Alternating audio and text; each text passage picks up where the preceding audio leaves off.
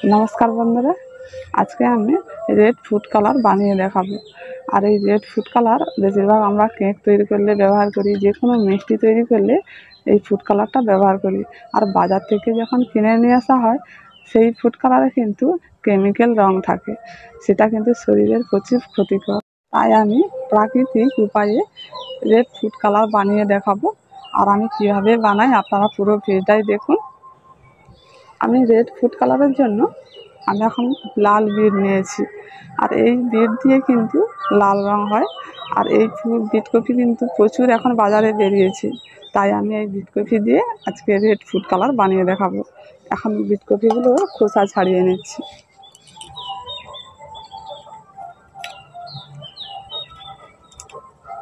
দেখুন বিট কফির রঙটা কত সুন্দর, আর এই বিট কফির রঙে রেড ফুড কালারটা কিন্তু দারুণ হবে।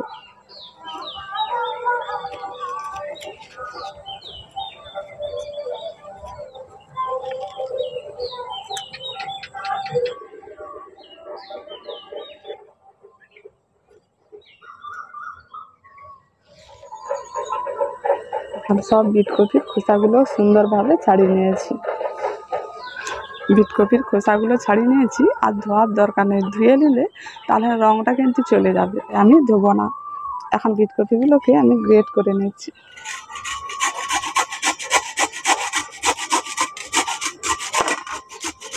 কি সুন্দর সরু সরু হয়ে গ্রেট করা হয়ে গেছে। এরকম করে কিন্তু সব বিট কপিগুলোকে গ্রেট করে নিতে হবে।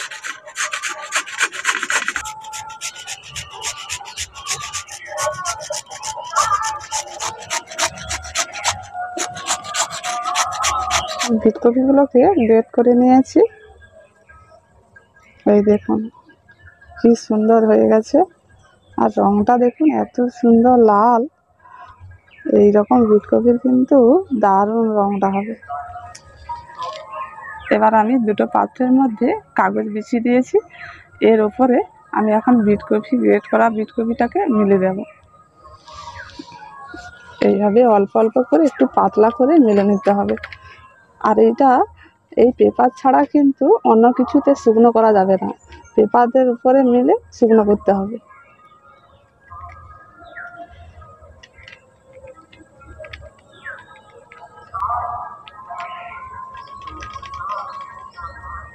যে আমরা যখন কেক বানাই তখন কিন্তু বাজার থেকে যে কেমিক্যাল রং বিক্রি হয় সেইটা নিয়ে এসে কেক তৈরি করি।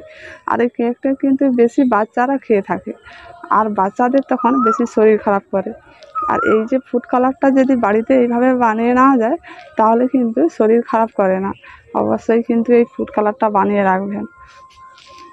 দুটো পাত্রের মধ্যে এইভাবে পাতলা করে আমি এখন মিলে দিচ্ছি। এটা খুব সহজ পদ্ধতি, যে দুটো পাত্রের মধ্যে এইভাবে পাতলা করে সব কফিগুলোকে এখন এরকম করে মেলে দিয়েছি।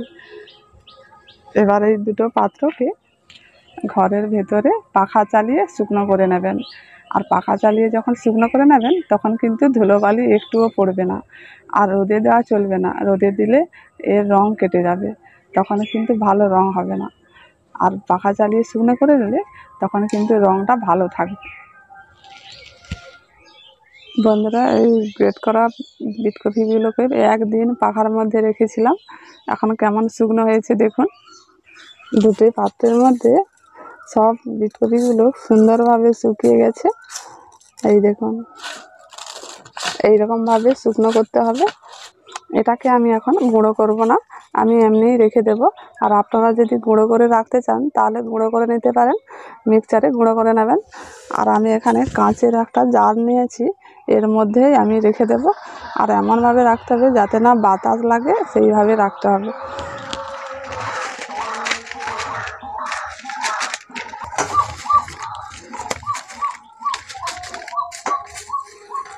আর ভিজে হাতে যখন আপনি এইটা ব্যবহার করবেন, ভিজে হাতে নেওয়া চলবে না, আর ভিজে চামচও ব্যবহার করবেন না।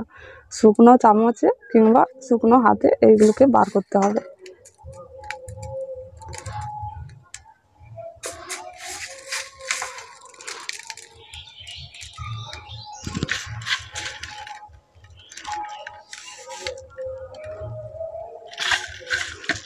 বাতাস লাগলে কিন্তু নষ্ট হয়ে যেতে পারে, তাই এমনভাবে লাগাতে হবে সিপিটা যাতে না বাতাস লাগে। আমি অল্প করে দুটি রেখে দিয়েছি, এটা আমি দেখিয়ে দেব কেমন রঙটা হয়েছে।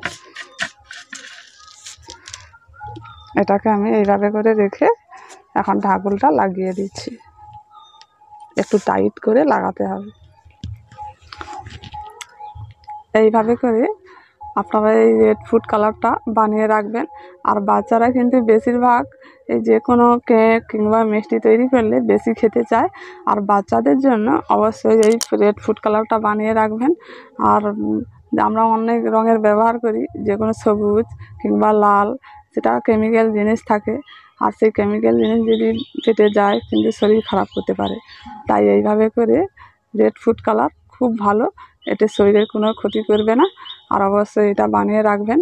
অল্প করে গরম জল নিয়েছি, এই পাত্রের মধ্যে এখন এইটা যে রেখেছিলাম এগুলো এখন দিয়ে দিচ্ছি। রঙটা কেমন হয়েছে দেখুন।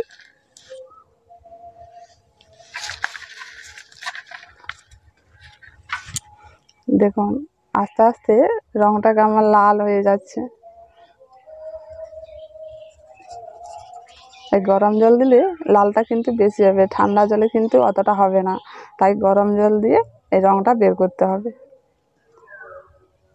এই রকম কিন্তু বিট কফির রং, কত সুন্দর রঙটা বেরিয়েছে দেখুন। পুরো ডিপ লাল রং হয়ে গেছে। এই রঙটা যে কোনো রেসিপি বানালে আপনারা ব্যবহার করতে পারেন। এই রেড ফুড কালারটা কেমন হয়েছে কমেন্ট করে জানাবেন, একটি লাইক করে দেবেন, আর বেশি বেশি করে বন্ধুদের শেয়ার করে দেবেন। আর সবাই ভালো থাকুন, সুস্থ থাকুন। ভিডিওটা এই পর্যন্ত।